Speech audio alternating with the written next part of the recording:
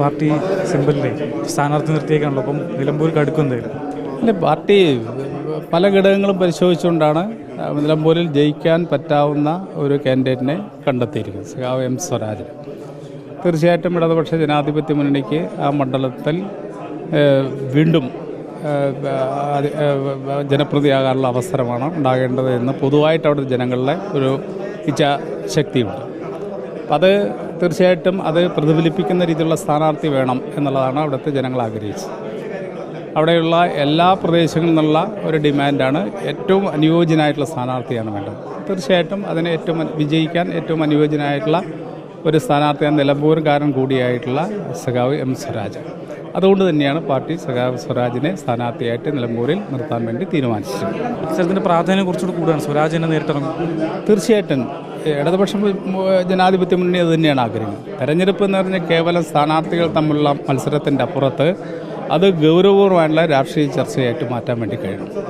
തീർച്ചയായിട്ടും അതിന് പറ്റാവുന്ന രീതിയിലാണ് തെരഞ്ഞെടുപ്പിനെ മാറ്റി തീർക്കേണ്ടത്. കേവലം സ്ഥാനാർത്ഥികൾ തമ്മിലുള്ള മത്സരത്തിൻ്റെ അപ്പുറത്ത് വലിയ രീതിയിലുള്ള രാഷ്ട്രീയ ചർച്ച നടത്തുന്ന, വികസന ചർച്ച നടത്തുന്ന തെരഞ്ഞെടുപ്പായിട്ട് തെരഞ്ഞെടുപ്പിനെ മാറ്റണം. അതുതന്നെയാണ് ഇടതുപക്ഷ മുന്നണി ആഗ്രഹം. കാരണം ഇടതുപക്ഷ ജനാധിപത്യ മുന്നണി കഴിഞ്ഞ 9 വർഷത്തിലധികമായി കേരളത്തിൻ്റെ വികസനത്തിൽ കേന്ദ്രീകരിച്ചുകൊണ്ട് ചെയ്തുകൊണ്ടിരിക്കുന്ന കാര്യങ്ങളുണ്ട്. അത് ജനങ്ങൾ നേരിട്ട് മനസ്സിലാക്കുകയും ചെയ്യും. അതുപോലെ തന്നെയാണ് ക്ഷേമ പ്രവർത്തന രംഗത്തും വലിയ മുന്നേറ്റം ഉണ്ടാക്കിയത്. അപ്പോൾ ഇത് രണ്ടും തുടർന്ന് മുന്നോട്ട് കൊണ്ടുപോകണമെങ്കിൽ ഇടതുപക്ഷ ജനാധിപത്യ മുന്നണി തന്നെ വീണ്ടും വരണമെന്ന് ജനങ്ങൾ നല്ലപോലെ ആഗ്രഹിക്കുന്നുണ്ട്. ആ ആഗ്രഹം സഫലീകരിക്കുക എന്നുള്ളതാണ് ഞങ്ങളുടെ ലക്ഷ്യം. അതുതന്നെയാണ് 3ാം വട്ടവും ഇടതുപക്ഷ ഗവൺമെൻറ്റിനെ അധികാരത്തെത്തിക്കാൻ വേണ്ടിയുള്ള വലിയ പ്രവർത്തനം നടന്നു വരുന്ന സന്ദർഭത്തിലാണ് ഇപ്പോൾ ബൈ ഇലക്ഷൻ വന്നിരിക്കുന്നത് നിലമ്പൂരിൽ. തീർച്ചയായിട്ടും ആ ബൈ ഇലക്ഷൻ ഇടതുപക്ഷ ജനാധിപത്യ മുന്നണിക്ക് വലിയ വിജയം സമ്മാനിക്കാൻ ജനങ്ങൾ തയ്യാറാകും എന്നുള്ള പ്രതീക്ഷയാണ്. അതുകൊണ്ട് അൻവർ പാതി വഴിയിൽ ഉപേക്ഷിച്ചതാണ്. ഇപ്പോൾ സ്വരാജിലൂടെ നിലനിർത്താൻ നോക്കുന്നത്. അപ്പോൾ LDF വോട്ടുകൾ മാത്രമാണോ മറ്റു വോട്ടുകൾ കിട്ടാനുള്ള സാധ്യത? പിന്നെ കക്ഷി രാഷ്ട്രീയത്തിന് അതീതമായിക്കൊണ്ട് എല്ലാ വിഭാഗത്തിൻ്റെയും വോട്ട് സ്വീകരിക്കാൻ വേണ്ടിയാണ് നമ്മൾ തയ്യാറാകുന്നത്. അപ്പോൾ അൻവറിനെ സംബന്ധിച്ചിടത്തോളം അദ്ദേഹം പാതി വഴിയിൽ നിന്നല്ല, ഒരു പ്രത്യേക ഘട്ടത്തിൽ ഇടതുപക്ഷ മുന്നണിയെ തള്ളിപ്പറഞ്ഞു പോകാൻ പറഞ്ഞ കാര്യങ്ങളൊന്നും തന്നെ പ്രസക്തമല്ല എന്ന് പിന്നീട് തെളിയിക്കപ്പെട്ടു. അദ്ദേഹത്തിന് പോലും ഇപ്പോൾ കുറ്റബോധം തോന്നുന്നുണ്ടാകും. കാരണം എന്താണെന്ന് വെച്ചാൽ അദ്ദേഹം കഴിഞ്ഞ 2023 ഡിസംബറിൽ അവിടെ ജാഥ ചെന്ന സമയത്ത്, അല്ലെങ്കിൽ വികസന ജാഥ അല്ലെങ്കിൽ നവകേരള സദസ്സ് എന്ന സമയത്ത് അദ്ദേഹം പറഞ്ഞ കാര്യങ്ങളുണ്ട്.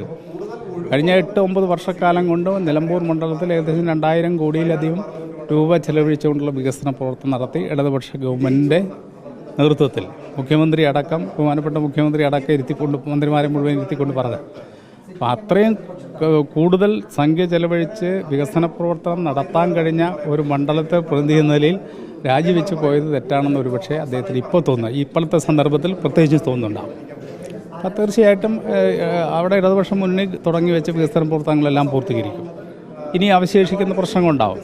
ആ അവശേഷിക്കുന്ന പ്രശ്നങ്ങൾ എന്താണെന്ന് ചർച്ച ചെയ്തിട്ടുണ്ട്. അത് പരിഹരിക്കാനുള്ള നടപടികൾ ആരംഭിച്ചിട്ടുണ്ട്. പൂർണ്ണമായിട്ടും ഇനിയും നമുക്ക് കൂടുതൽ കാര്യങ്ങൾ ആ മണ്ഡലത്തിൽ ചെയ്യാൻ വേണ്ടി ഇടതുപക്ഷ മുന്നണിക്ക് കഴിയും എന്നുള്ള പ്രതീക്ഷ.